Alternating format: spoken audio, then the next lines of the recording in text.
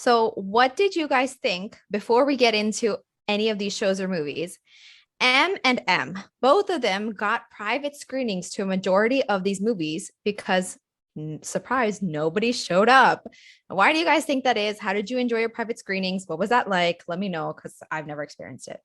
So look, Really? let me tell you, we were able to speak at full volume in these theaters, and boy, am I glad, Shreya, that you weren't there with me because the entire time it would have been you two gabbing about the hot Indian actor starring in Dhaakad. Yeah, every time Mira would lean over and be like, "I love this guy. I've been waiting for him all movie." I'd be sitting here like, "Yeah, he's pretty great. Can't comment on the body though." So, what we're hearing is Mike has no idea about our hunk hot list yet, but he's going to be a fan soon. Am I Yeah, right? I'm slowly but surely being integrated into what I just found out to be a hot hunk list. So, maybe there will be some additions on there from my end as well. We will see as more private screenings come out soon. Dude, I remember my only grouse a few weeks ago when we reviewed one of the shows, London Files, was why wasn't that guy in jeans? And here he was, not only in like really good clothes, but he looked amazing. He even had in some scenes his hair Platinum bleached. colored hair. Oh wow, he looked like a Viking. He looked like a Why we're Greek going god. full Danny Phantom on him? I see.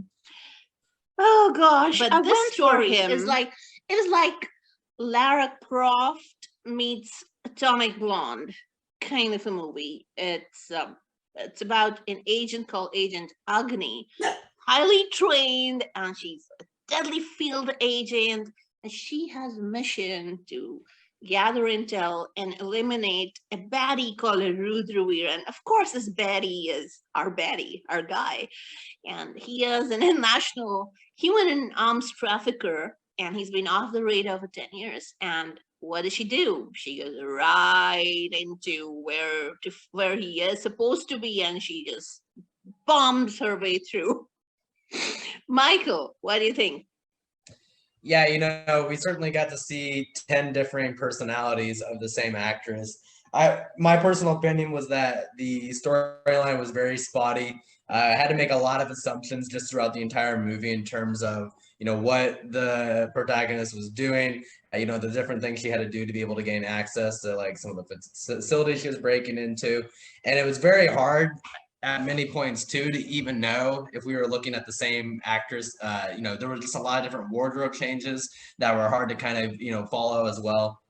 All in all, there were a few decent action scenes that I thought were okay, but overall, like I said, very spotty. We were seeing a lot of different like cliche and just like cheesy lines as well. There were times where I was just sitting in my seat, little uncomfortable, little disinterested, but we did get to see your baddie in the second part of this movie. It took you all the way to intermission to be able to see him. So I know that part was worth it. Definitely put a 1 or a 2 out of that 3 out of 10. Dhaakad, Kangana Ranaut'S movie, where, as we said, it's Atomic Blonde meeting a Lara Croftish avatar to the extent that in some scenes, she's even wearing the same dress and she's kind of got those braids up, right? It's like, oh, hell, girl, why are you trying this hard? Really? But, I didn't go there for that. What I went there for was really Arjun Rampal, and that was a big disappointment. And I'll tell you why it was a disappointment. It was all of 4 scenes, and literally, he comes into the movie after the interval. After the interval, like when half the movie's over. And that was a bummer because even as a bad guy, he really makes bad look really cool and good. And he's really good whatever he does, right? I can attest So to this. All these comments and more were said in the theater due to there being a very low capacity as well, or lots of comments, especially "Where is my guy? Where is my guy?" During the first interval as well. One thing I really want to note, and a big question that I have to ask, is why are the backstories always 20 minutes long? you know, in this movie, I would say about half of it was backstories, half of it was shooting guns. And then like 2 minutes was character development, and they tried very hard on that. Did not work out. This lady tried to play multiple different people, multiple different personalities, tried to develop a relationship with a child. It just did not work for me. But I noticed that with a lot of Indian or a lot of Bollywood movies, is they spend so much time on backstory, and when you could really eliminate almost 75%. Oh my God. Truth. He That didn't get is a chance to watch bullseye. RRR, but it was the same way. I kept thinking the same thing. The backstories are so elaborate, but they never show that same dynamism. Like you're like, okay, if they came from this spot and they are now this, like show the time, like show why that dynamism happened and show what the motivation is. You don't need forever to showcase that, but that jump just never happens. What do you think, Em? You think that were the characters like well developed? I think they just wasted a lot of time doing a black and white backstory of who Rudravir was, where he came from, how he met his girlfriend, played by Divya Datta, what really transpired and why he became a baddie. Not required. He's a baddie, he's a baddie. We don't need to go beyond it. We need to know he's lethal. They can show he's lethal in present. You don't need to show that in past. And I thought the entire character of Divya Datta was not required, just not needed, because you just wasted a lot of screen space that could have otherwise been given to Arjun Rampal, really, because you know, they need to know people go for him, right?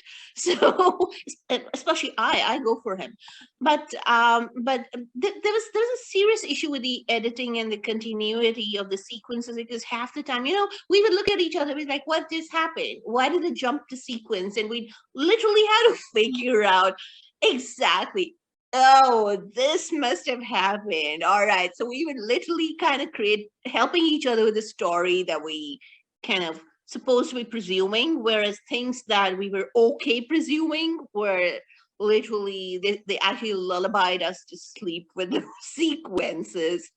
So I think there's a lot of inconsistency there. Michael, you had a very observational comment about the sound and the sequence on camera and some action sequences really being a mismatch.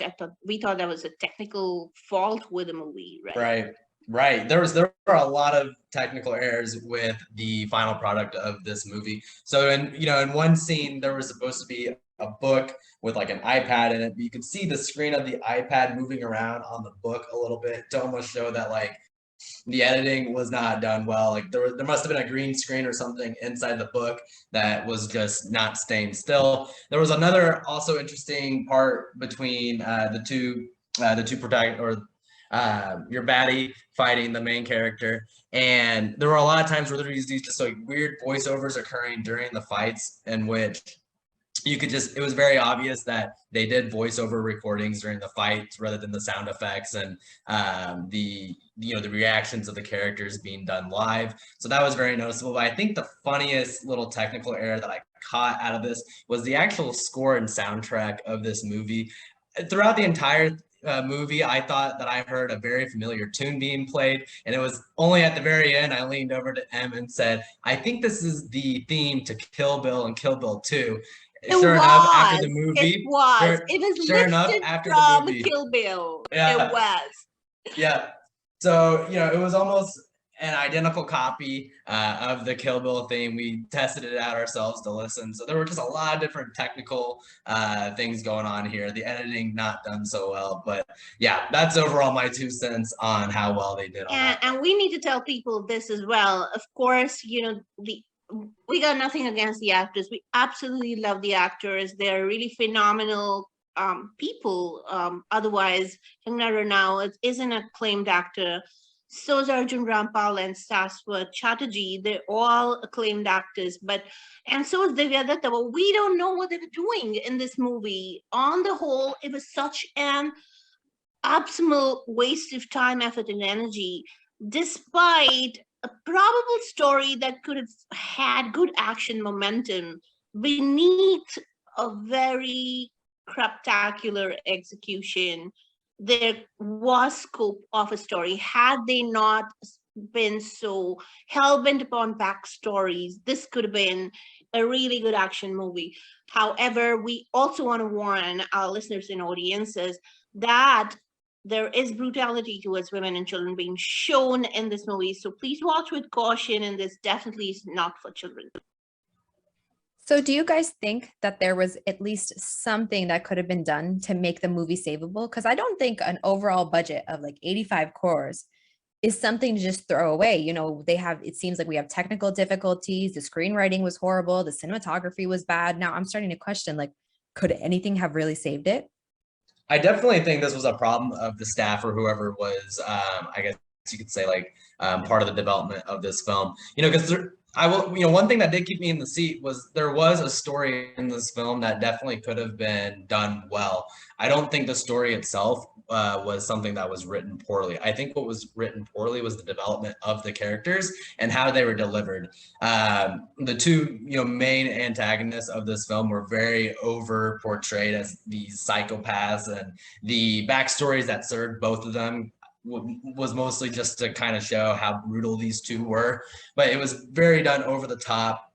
As well as our main character, she tried very, very hard to just develop as a person throughout this entire film, but it was done very poorly. The way they went about doing it, showing this development with her and a small child was just not done very well. It seemed very cheesy. I don't think it was a problem of acting. I think it was just a problem of creative choice. I think the overall plot, though, could have been done effectively, just